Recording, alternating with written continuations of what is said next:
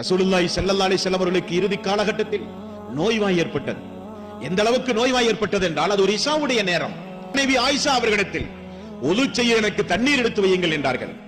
ஆயிஷா ரலியல்லாஹு அன்ஹா ஒது செய்ய தண்ணீர் எடுத்து வைத்த போது நபிகள் நாயகம் ஸல்லல்லாஹு அலைஹி வஸல்லம் எழுந்து ஒது செய்ய முற்பட்ட போது மயக்கமுற்று கீழே விழுந்து விட்டார்கள். சிறிது நேரம் கொடுத்து மீண்டும் அல்லாஹ்வுடைய ரசூல் நினைவு வந்தவுடன் ஆயிஷா மக்கள் எல்லாம் தொழுது விட்டார்களா என்று கேட்டார்கள். இல்லை யா ரசூலல்லாஹ், உங்களை எதிர்பார்த்து மக்கள் இருக்கிறார்கள், உடனே எனக்கு ஒது செய்ய தண்ணீர் எடுத்து வையுங்கள். மீண்டும் இரண்டாவது முறை ஒது செய்ய எழுந்த போது இரண்டாவது முறையும் ரசூலுல்லாஹி ஸல்லல்லாஹு அலைஹி வஸல்லம் மயக்கமுற்று கீழே விழுந்தார்கள். மூன்றாவது முறை கண் விழித்து கேட்டார்கள், மக்கள் தொழுது விட்டார்களா? இல்லை, எனக்கு ஒது செய்ய ஏற்பாடு செய்யுங்கள்.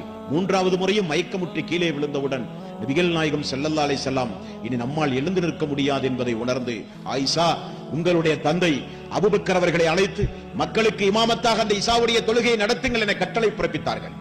ஆயிஷா ரலியல்லாஹு அன்ஹா அவர்கள் சொன்னார்கள், யா ரசூலல்லாஹ், எனது தந்தை நீங்கள் நின்று மக்களுக்கு தொழுகை நடத்தி அந்த முஸல்லாவில் எனது தந்தை நின்று தொழுகை நடத்தினால் வசனங்கள் ஓதுகிற பொழுது அழுவார்களே யா ரசூலல்லாஹ் என்று சொன்னபோது, இல்லை, உங்களுடைய தந்தை தான் மக்களுக்கு இமாமாக நிறுத்த வேண்டும் என்று சொன்னவுடன் அல்லாஹ்வுடைய ரசூலுடைய கட்டளைக்கு இணங்க அபூபக்கர் சித்திக் ரலியல்லாஹு அன்ஹு முதலில் தன்னுடைய வாழ்நாளில் மஸ்ஜித் நபவியில் அல்லாஹ்வுடைய ரசூல் உயிரோடு இருக்கிற காலத்திலேயே மக்களுக்கு இஷாவுடைய தொழுகை நடத்தினார்கள்.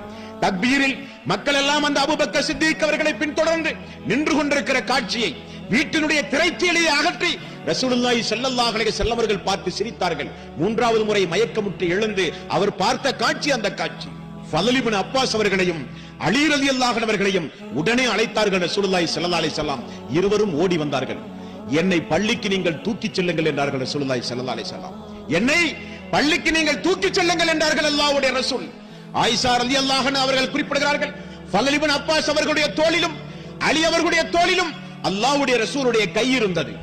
இரண்டு பேரும் ரசூலுல்லாஹி ஸல்லல்லாஹு அலைஹி வஸல்லம் அவர்களை நடத்தி செல்லவில்லையாம், தூக்கி சென்றார்கள் பள்ளிக்கு. அவருடைய பெருவிரல் பூமியிலே கோடு போட்டு சென்றதை நான் இன்றைக்கும் பார்த்ததை போல் இருக்கிறது என்றார்கள் ஆயிஷா ரலியல்லாஹு அன்ஹா அவர்கள்.